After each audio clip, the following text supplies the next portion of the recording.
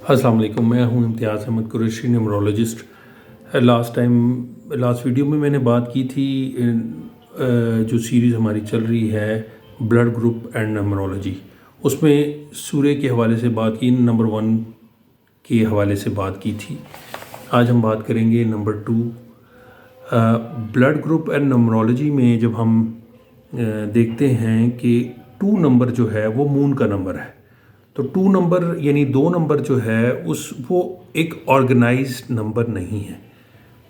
वो उसके mood swings बहुत ज़्यादा हैं। तो ऐसे अशख़ास या शख्सियात जिनके डेट ऑफ बर्थ जो है वो 2 हो, यानी 2 से मुराद ये है कि 2 और 2 तारीख हो या फिर 11 हो या 29 हो, तो ऐसे जिसका मतलब टोटल जो है आप ये देख लेना, कोई भी डेट ऑफ बर्थ है उसका टोटल जो है ना सिंगल डिजिट जो है, जैसे 11 है उसका सिंगल डिजिट आएगा 2, तो वो भी उसी में शुमार होता है। ऐसे अफराद जो हैं तो वो उनके मूड स्विंग्स होते हैं और ये ऑर्गेनाइज नंबर नहीं है। तो उनका अगर ब्लड ग्रुप ए है तो हमारे ब्लड में जो है हार्मोन्स होते हैं वो हमें प्रेशर डालते हैं हमारे माइंड पे कि आप ऑर्गेनाइज रहें। तो जब ऑर्गेनाइज नंबर, चूँकि प्लैनेट जो है नंबर 2 जो है वो ऑर्गेनाइज फीचर नहीं रखता, तो जब उसका ब्लड ग्रुप ऐसा होगा तो उनको ये प्रॉब्लम होती है आर्टरी की और ब्लड वेसल्स की, क्योंकि प्रेशराइज होंगे जब, तो वो आर्टरीज पे ही या ब्लड वेसल्स पे ही उसका दबाव पड़ता है और बाद में उनको ये प्रॉब्लम होती है। तो 2 नंबर वाले अफराद को ख्याल रखना चाहिए कि वो अपने आप को इसके साथ ही एडजस्ट करें। इसके बाद जो है हमारे पास आता है वो नंबर है 3। नंबर 3 जो है वो ऑर्गेनाइज नंबर नहीं है, ठीक है। और वो बेसिकली नंबर 3 जो है गुरु का नंबर है, और गुरु जो है वो अपने एक क्रिएटिव नंबर है, तो वो क्रिएटिविटी करेगा, उसको ऑर्गेनाइजेशन से कोई सरोकार तो है नहीं। तो अब डिसिप्लिन ऑर्गेनाइज होना जो है वो नंबर 3 की बस की बात नहीं है। वो होता तो है लेकिन अपने अंदाज से अपने ढंग से होगा। तो जब ऐसा उसका ब्लड ग्रुप जो है ऐसे शख्स का वो ए हो, तो वो प्रेशराइज होने के साथ साथ फिर उनके लिए जो प्रॉब्लम आएगी वो आएगी लीवर के ऊपर। लीवर जो है उस पे जो है जब ये प्रेशर पड़ता रहता है और ये मामला जो है फिर जब वक्त के साथ साथ एक टाइम आता है कि उसके ऊपर फिर बोझ पड़ के वो मसाइल पैदा होते हैं।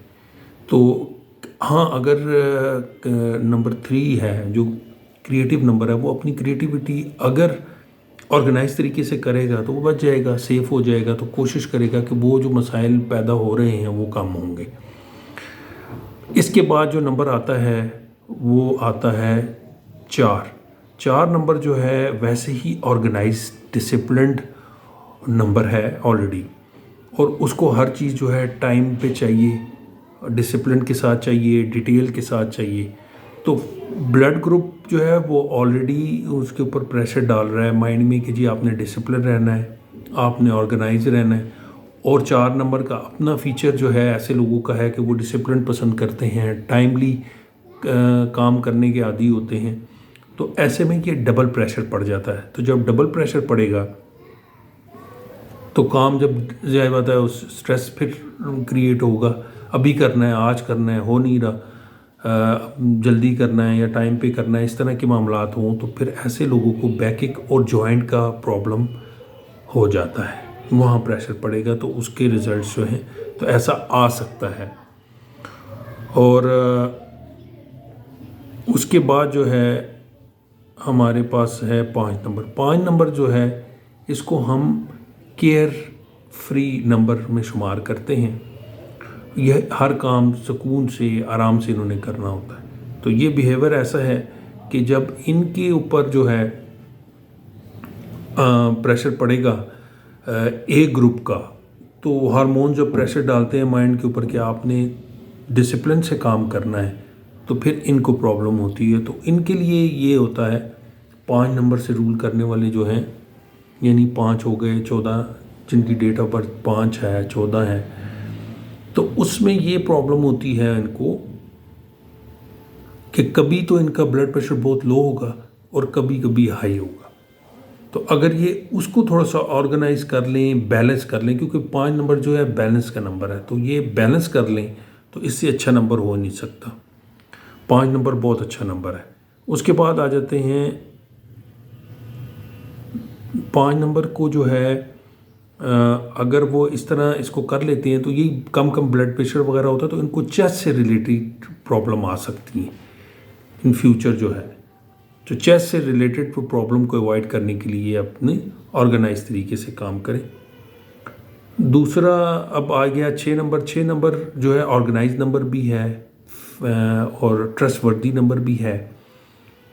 अगर इनका ऐसे अफराद हैं जिनका 6 नंबर वालों का ब्लड ग्रुप ए है, तो इनका जो है प्रॉब्लम जो आता है वो फेस पे, यानी इनके चेहरे पे, मतलब जब ये ऑर्गेनाइज नहीं रहेंगे उस तरह से, अगर कि ये ऑर्गेनाइज रहते हैं, रहने की कोशिश करते हैं, लेकिन बावजूद इसके जब अगर उस तरह की रिक्वायरमेंट जो कि ब्लड हार्मोन्स चाह रहे हैं वो अगर नहीं कर पाएंगे, तो इनके ऊपर इनके चेहरे पे प्रॉब्लम आता है। चेहरे पे एजिंग दिखना शुरू हो जाती है, रिंकल्स शुरू हो जाते हैं, जिसकी वजह से ये बहुत ज़्यादा एजिड नज़र आते हैं। तो इनको चाहिए कि ये अगर ऑर्गेनाइज तरीके से सिलसिले करेंगे तो इनको ये प्रॉब्लम नहीं होगी।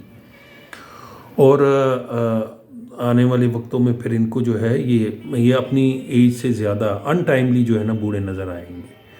7 नंबर नेक्स्ट नंबर जो है 7 है।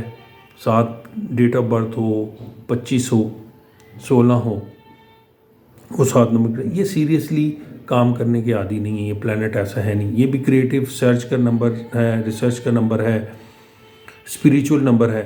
ये भी अपनी मर्ज़ी से काम करने के आदी हैं। तो अगर इनके साथ ए ग्रुप का अगर मामला हो तो ये फिर इनको जो प्रॉब्लम आती है वो थायराइड की प्रॉब्लम आएगी और कभी कभी लो ब्लड प्रेशर का इशू आएगा इनको। अगर ये उसको सह लेते हैं, एडजस्ट कर लेते हैं तो फिर तो ठीक है, और अगर नहीं सह पाएंगे तो फिर ये प्रॉब्लम आएगी। फिर 8 नंबर की बारी आती है। 8 नंबर यही है जो 18 वाले हैं, जिनकी डेट ऑफ बर्थ 17 है, जिनकी 8 है।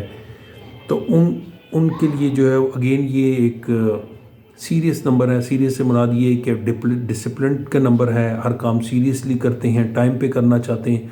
तो 8 नंबर जो है उसको प्रॉब्लम होती है, हाई ब्लड प्रेशर की प्रॉब्लम हो सकती है, क्योंकि टाइम पे करना है, सीरियसली करना है, मुकम्मल काम करना है, डिटेल में करना है, तो इनको फिर ये प्रॉब्लम रहती है। ये जो नंबर है ना 1, 4, 8, 9, ये इनको ये प्रॉब्लम ब्लड प्रेशर के हवाले से रहती है, आ सकती है, बिकॉज ये लोग जो हैं काम को बड़ा सीरियस लेते हैं, उनकी टेंशन ले लेते हैं, उसकी वजह से ये प्रॉब्लम आ सकती है इनको। और 9 नंबर जो है, 9 नंबर अगेन जो है ये रिस्पेक्ट, सेल्फ रिस्पेक्ट का नंबर है। और 9 नंबर जो है वो उसको जो है ब्लड से रिलेटेड जो है प्रॉब्लम हो सकती है। तो ब्लड रिलेशन से जितने भी लोग हैं, ब्लड ए ग्रुप होगा 9 वालों का, तो उनको ब्लड से रिलेटेड जो है वो प्रॉब्लम आ सकती है। ये हैं, इसको कहते हैं हम मेडिकल न्यूमरोलॉजी, कि आप अपने ब्लड ग्रुप से और आपका जो रूलिंग नंबर है, जो आपकी डेट ऑफ बर्थ है, उससे आप कैसे अपनी बीमारियों के बारे में जान सकते हैं और हेल्थ इश्यूज़ को कैसे कवर कर सकते हैं। अब बात ये है कि हम लोग एजुकेशन पे बहुत ज़्यादा खर्च करते हैं, खानों पे ज़्यादा, ड्रेसेस पे ज़्यादा, और फजूल चीज़ों पे तो हम पेमेंट अपनी जो है ना वो खर्च कर लेते हैं, लेकिन अपने बच्चों की फ्यूचर के लिए थोड़े से पैसे खर्च करने की झिझकते हैं। हम एक अच्छा खाना तो खिला सकते हैं एक वक्त का, लेकिन एक अच्छे वक्त की हेल्थ के लिए, उसकी एजुकेशन के लिए, उनकी फ्यूचर के लिए ना तो हम किसी से कंसल्ट करने के लिए तैयार है, ना हम कोई पैसे खर्च करने के लिए तैयार है। तो थोड़े से पैसे खर्च करके आप अपने प्यारों की, अपने बुज़ुर्गों की जो है वो हेल्थ के बारे में भी जान सकते हैं। मेडिकल टर्मिनोलॉजी आपको नंबर वाइज बताती है कि आपको फ्यूचर में क्या प्रॉब्लम हो सकती हैं, आपको क्या एहतियात करनी है। इसमें जो है आप मुझे अपनी अपॉइंटमेंट के लिए कॉल कर सकते हैं, और वो फ्री फोरम नहीं है, उसमें आप, मैं समझता हूँ कि आप, आई होप कि आप उसको अंडरस्टैंड करेंगे। अपॉइंटमेंट लें, अपने डेट ऑफ बर्थ के थ्रू एजुकेशन के बारे में मालूम करें, आप अपनी नेम न्यूमरोलॉजी के हवाले से डिटेल में अपनी हेल्थ के बारे में मालूम करें कि आपने क्या, किस चीज़ की एहतियात करनी है ताकि फ्यूचर में आपको वो प्रॉब्लम्स ना हों। मुझे कमेंट में बताइएगा आपको ये वीडियो कैसे लगा, ये इन्फॉर्मेशन कैसी, कितने हद तक आपके लिए इन्फॉर्मेटिव हुई, और आप और क्या जानना चाहते हैं। आज के लिए इतना ही। Thank you very much.